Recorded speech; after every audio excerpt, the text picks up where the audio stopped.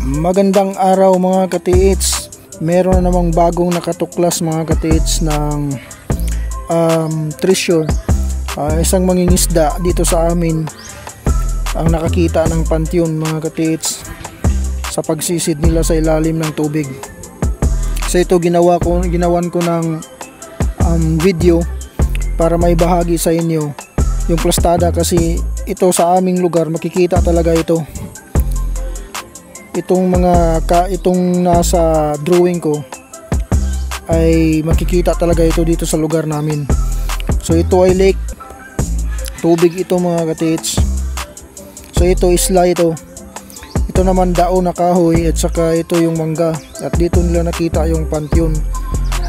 Nakita nila ito pagkatapos ng bagyong Odette. At nung binalikan hindi na nila nakita dahil natabunan na siya ng putik.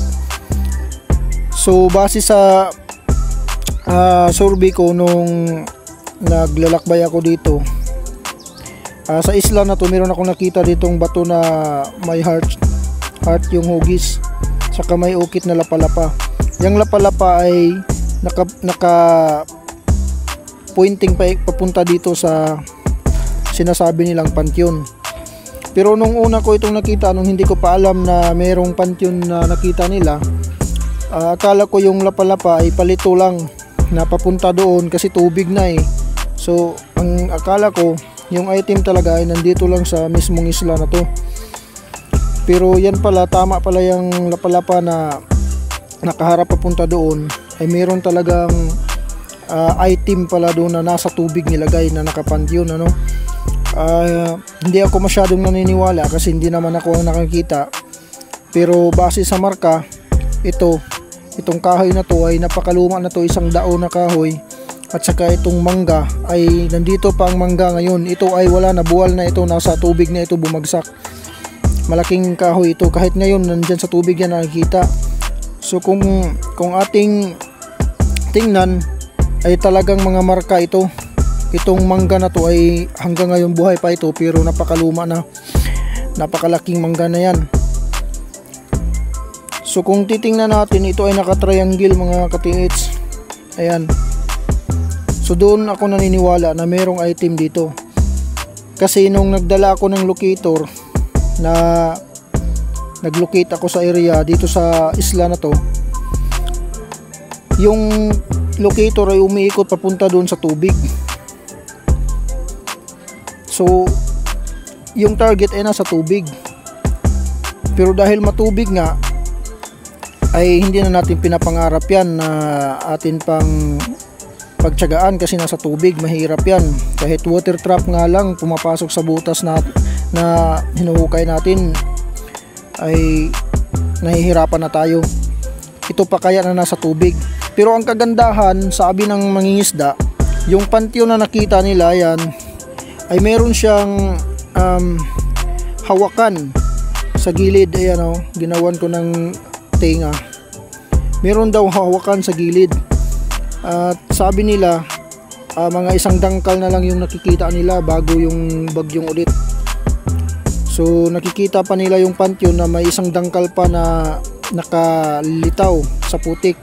Pero nung pagkatapos ng bagyo, nagkaputik siya, hindi na ito nakita. So napakaganda. Plano namin na balikan ito at sisirin. Kasi yung pagkasabi ng mga isda, nasa mga 4 na dipa lang ito. So nasa mga 20 feet ang lalim ng tubig. Pero dahil tag-araw na, tag-init, so medyo humupa yung tubig. Baka nasa 15 feet na lang ito. So sana mapuntahan namin ito, ano. Gusto ko talagang balikan na actual ito. Gusto kong tingnan kung mayroong mga marka dito. Ito lang kasi yung nasurvey ko mga katiits, na mayroong bato na hugis puso na may lapalapa na nakaukit, na naka-align papunta dito sa pantyon na to na sinasabi nila, tinuturo nila.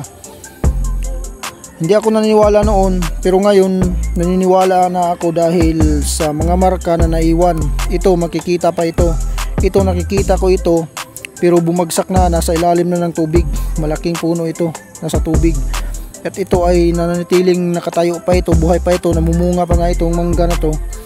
So ito naiiwan pa ito. So naka-triangle po siya. Ayan, ipapakita ko ito sa map ngayon, Google Map, kung ano ang itong plastada na to. Tingnan niyo mga katiits.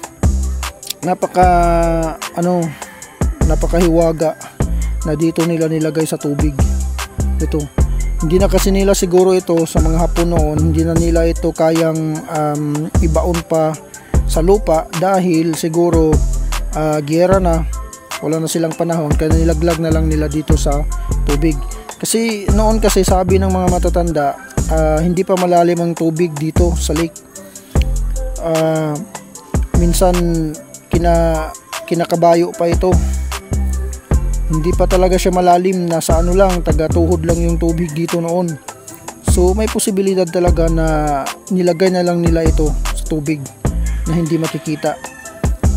Pero nung sa tagal ng panahon, nadagdagan ng lupa itong tubig, kaya lumalim siya. So yung mga katiits, sana mapuntahan namin ito. At kung titingnan nyo, itong isla na to ay hugis turtle talaga siya. Ito, makikita talaga ito kapag nasa actual na. Pupuntahan ko ito para makikita nyo. Meron tong bato na nakalubog na yung ulo lang niya, parang ulo ng pagong lang na lumitaw. At saka itong katawan niya ay isla. So parang pagong talaga. Para maniwala kayo, gagawan ko ito ng video, actual video. Pupuntahan ko ito para makikita nyo mga katiits. So yun, napakaganda na ginagamit talaga nila yung triangle na procedure. Ayan, dalawang kahoy at saka itong isla na may marka. Itong niyog, nag-iisang niyog lang ito dito. Iwan ko kung meron na bang bagong tanim, pero ito ay nag-iisa talaga. Ito ang laging kinukunan namin ng buko kapag naliligo kami. So naka-triangle talaga, nasa gitna yung item. So sana nagustuhan nyo ang video na to mga katits. Meron kayong natutunan sa mga area nyo dyan na nasa tubig. Baka meron kayong area na ganito, ay pwede, may posibilidad na merong item na nasa tubig at yung mga marka ay nasa gilid lang. So yung item ay nasa gitna. So yun lang mga katits, magandang araw sa ating lahat.